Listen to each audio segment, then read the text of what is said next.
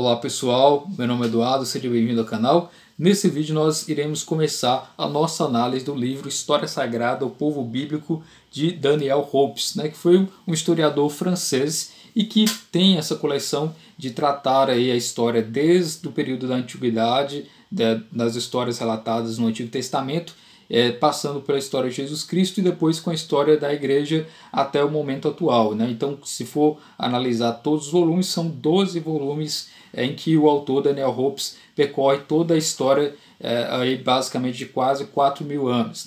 E nessa obra ele vai tratar dos relatos que estão colocados e postos na Bíblia e apresentar acréscimos e informações históricas quanto ao que está relatado. Então aqui nessa obra, O Povo Bíblico, ele vai fazer esses comentários sempre visando apresentar acréscimos, e não necessariamente um comentário à Bíblia, até porque em muitos aspectos ele resume determinados acontecimentos da Bíblia, mas o ideal é que o autor ele tenta aqui colocar aquilo que foi descoberto pela história, pela historiografia da época, e apresentar esses comentários. O contexto dessa obra é que ela foi escrita por volta de 1941, 1942. Naquela época existia um crescente antissemitismo na Europa, a ponto dos nazistas obrigarem os judeus a se identificarem em público utilizando a estrela de Davi amarela colocada sobre o peito ou sobre o ombro.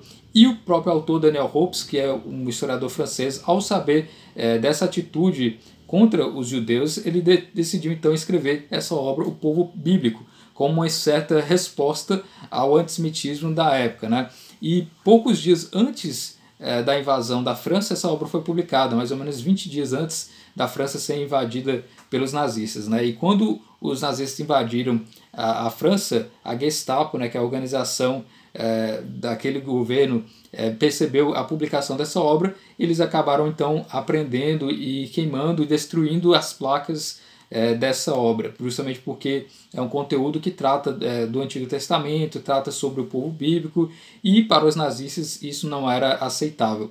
Então Daniel Hopes começou assim a sua série de livros como uma espécie de provocação, e ele decidiu então continuar e insistir em relatar a história através do tempo. Então o próximo volume depois desse ela relata a história de Jesus Cristo, e depois ele começa com o relato da história da igreja desde a época mais primitiva, com sua fundação, com o período apostólico, e depois vai tratando até o período mais recente em que ele viveu. Então são 12 volumes, se somado aqui com esses 2 volumes iniciais que tratam dos relatos bíblicos, do povo bíblico, e que trata sobre a vida de Jesus Cristo. Então 12 grandes volumes com mais ou menos 300 a 500 páginas cada volume. Então, iniciando a nossa jornada da nossa análise das obras do Daniel Hopes, nós vamos começar no primeiro capítulo do livro O Povo Bíblico. É importante dizer que essa obra ela é dividida em 4 partes.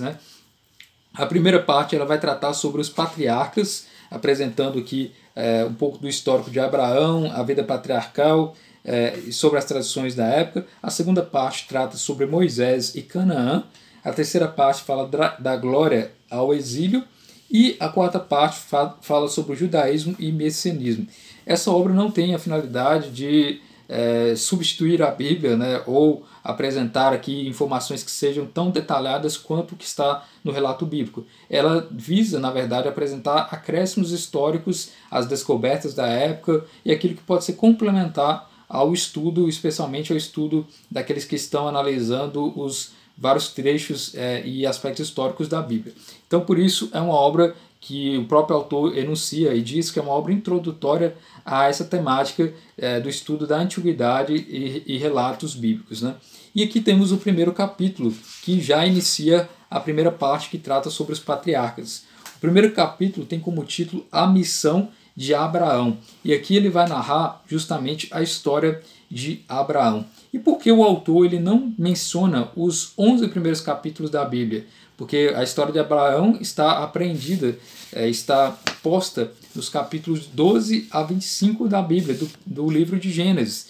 os 11 primeiros capítulos foram ignorados aqui na obra do Daniel Hopes, não foram mencionados. Por quê? A ideia do autor é tratar sobre o povo bíblico e o relato histórico que é dito, né, que o Abraão ele é o pai do povo bíblico, o pai dos vários preceitos, dos vários ensinamentos religiosos, do cristianismo, do judaísmo e do islamismo.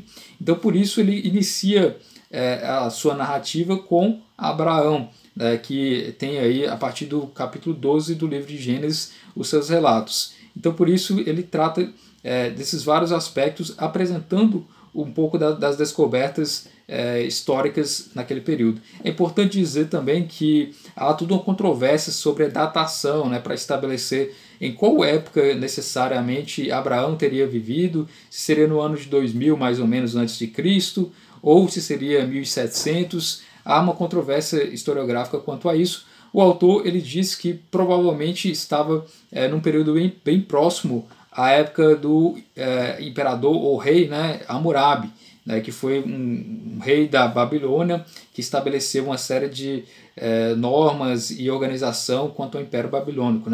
Também ele diz que provavelmente tenha sido no mesmo período da Creta antiga, ou seja, na época que se estabeleciam os palácios de Knossos, ou ainda com a vinda dos hititas na Ásia Menor. Então veja que há todo um contexto daquela época e até mesmo uma controvérsia para se estabelecer a data precisa que seria esse período de Abraão. Mas basta dizer que foi mais ou menos esse período, de 1700 a.C. ou 2000 a.C. E justamente nesse período, Abraão ele teria tido uma visão, ou tido um contato com Deus e teria tido então uma promessa a partir ali dos primeiros versos do capítulo 12 de Gênesis. E lá na própria Bíblia, vou ler para vocês aqui, traz esse relato.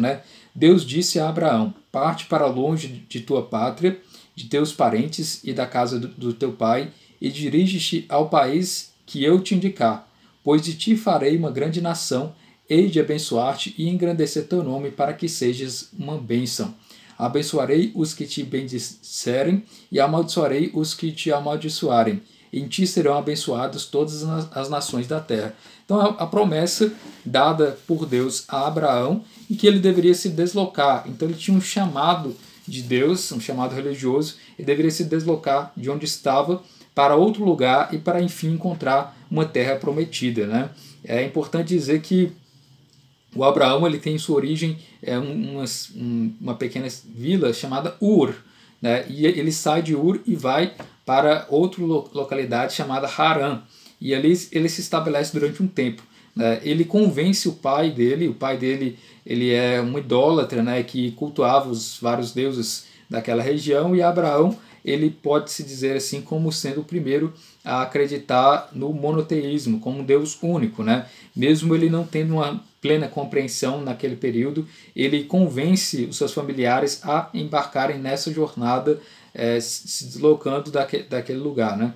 Então, o Abraão ele é considerado historicamente como o patriarca das três grandes religiões, o judaísmo, o cristianismo e o islamismo, e por isso ele tem a sua importância quanto ao relato bíblico, e é por isso que Daniel Hopes começa a sua obra tratando justamente sobre ele. E é importante dizer que esse capítulo ele não substitui a própria Bíblia, inclusive ele é até mais reduzido em se tratando de relatos. Ele tenta focar naqueles pontos que são mais cruciais dentro da história, e especialmente aqueles que estão mais direcionados à formação do povo. E o pai do Abraão, que é o chamado Taré, ele, como eu mencionei, ele cultuava os deuses antigos, um deus lua, chamado Nanar-Sin, e Abraão ele inicia então o que pode se dizer como monoteísmo ao abandonar a sua terra, abandonar essa antiga religião e convencendo a parte de sua família a ir com ele. E junto com ele vai também o seu sobrinho chamado Ló. E aqui o próprio Daniel Hopes questiona quais seriam os motivos que teriam conduzido o Abraão a deixar a sua terra além desse chamado de Deus. Primeiro, existia uma série de controvérsias e de conflitos naquela região. Existia o povo chamado Sumério, e depois vieram a formação do Império Babilônico, mas existia uma série de controvérsias religiosas, e havia também a ideia de que Abraão, no caso aqui, ele ainda era chamado de Abrão, né? Ele foi chamado de Abraão posteriormente, mas ele tinha também uma certa nostalgia, pode-se dizer assim, quanto a vida nômade, né, que aquele povo possuía. Então, aquele contexto do Abrão é que existia naquela região, que é a Mesopotâmia, e aqui o Daniel Hopes, logo no início, ele trata sobre aquela região, apresenta descrições geográficas quanto àquela região, naquele período, né, no caso, estamos aqui na Mesopotâmia, entre os rios Tigre e Eufrates, né, que está situado atualmente no Iraque, e ele faz toda uma descrição geográfica e apresenta então o clima, a temperatura, fala sobre como poderia ser compreendido aquela região naquela época dentro do seu contexto político, né? E ele fala então que era mais frequente a passagem de nômades naquela região da Mesopotâmia, né? E o Egito, embora ele tivesse sofrido também certas invasões, ele conseguiu se estabelecer mais cedo e se consolidou como um reino próprio, né? E tendo assim se consolidado, ele teve a sua própria estabilidade política, social e mais segurança e, portanto, uma prosperidade inicial. Enquanto que na região da Mesopotâmia existia com frequência invasões, né, e modificações dos povos daquela região.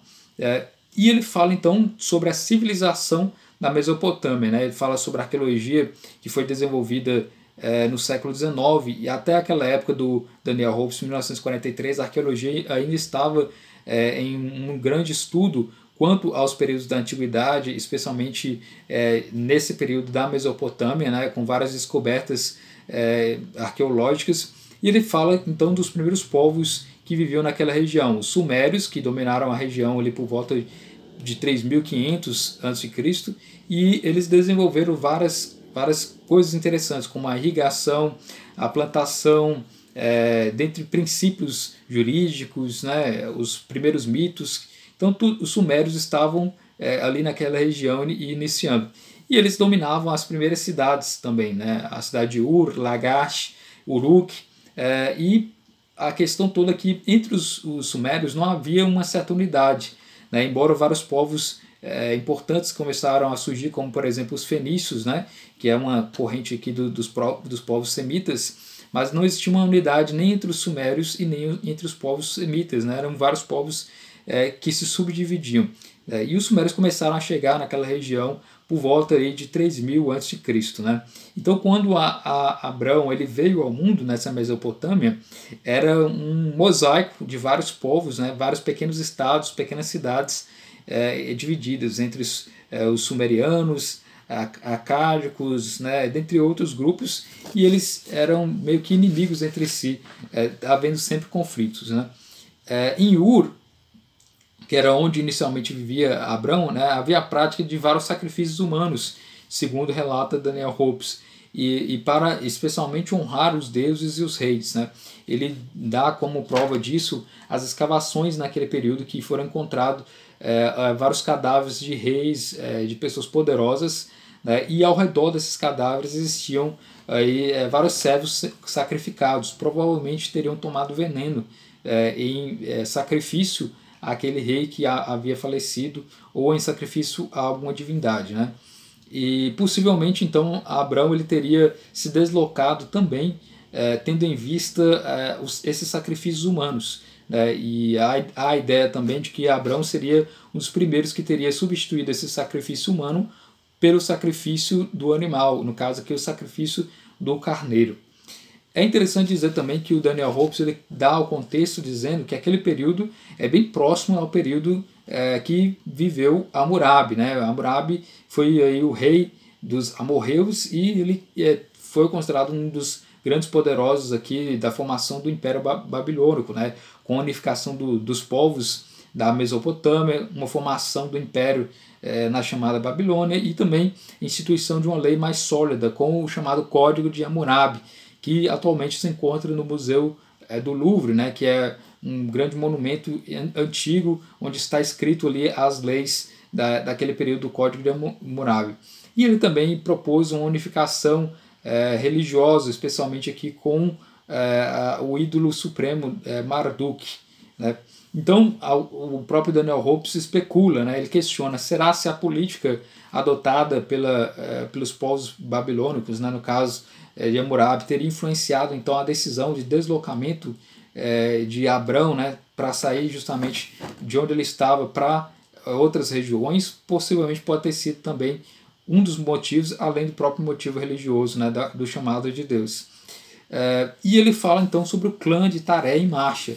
Quando é que ocorreu esse deslocamento, essa migração de Ur para Harã, que é do sul para o norte, ao lado do Eufrates, e lá em Harã se adotava o mesmo Deus que em Ur. Então pode ter sido também um dos motivos que levou ao deslocamento de Abrão de Ur para Harã, né, que era o deus Lua, que era também cultuado ali.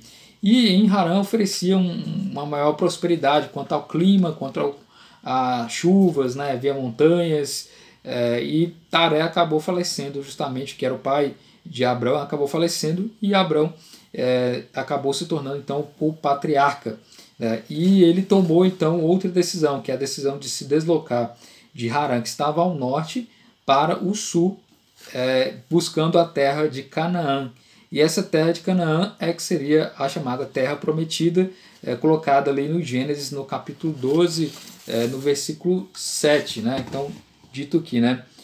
Deus apareceu a Abraão e disse: a tua descendência hei de dar este país. E ali mesmo levantou Abraão um altar a Deus que lhe havia aparecido. Então, Deus havia então dito que aquela terra seria a terra prometida para os descendentes de Abraão. Voltando a Abraão, ele estando em Canaã, ele percebe que existe então uma série de fome, né, uma série de seca naquela região. Então ele decide partir de Canaã para o Egito. O Egito, como eu mencionei, era uma região mais próspera e com uma maior estabilidade política, econômica, social, etc. E por isso havia uma prosperidade, organização. Existia então ali já os faraós, e então Abraão se desloca para o Egito. E lá no Egito existe o relato bíblico, né, de que a esposa de Abraão era muito bela, a Sarai, e existia a ideia de que o próprio faraó ele matava os esposos, o marido daquelas mulheres que eram consideradas muito belas. Então, para que o faraó não matasse Abrão, ele disse para Sarai que dissesse ao faraó que ele era o irmão dela e não necessariamente o esposo.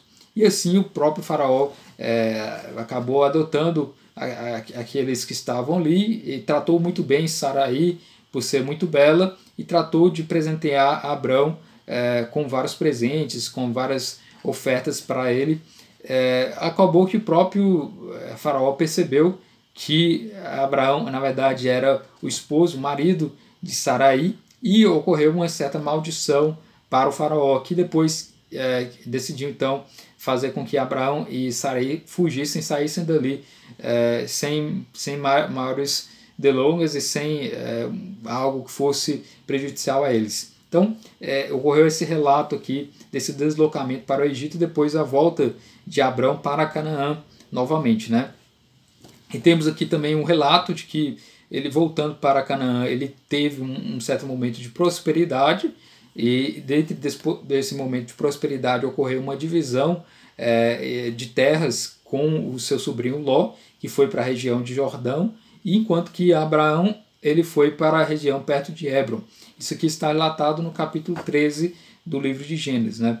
E ocorria uma série de disputas também, como eu já mencionei, naquela região, e os reis acabaram tendo uma série de conflitos e guerras, né? E acabou que Ló, que era o sobrinho de Abrão, foi preso, né? Foi feito cativo.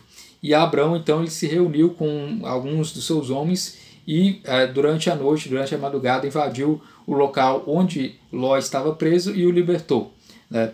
Ocorreu também o momento da volta do Abrão e ocorreu uma bênção dada por Melquisedeque, que era um sacerdote e também rei de Salém, né, que é identificado como sendo Jerusalém, e ele abençoa Abrão, dando-lhe pão e vinho, né? E aqui o Daniel Hopes ele aponta como sendo uma possível prefiguração, uma possível vislumbre do Jesus Cristo, né? Justamente por essa entrega do pão e vinho. Então Melquisedeque ele abençoa Abrão, dizendo que ele seria abençoado, teria prosperidade, etc.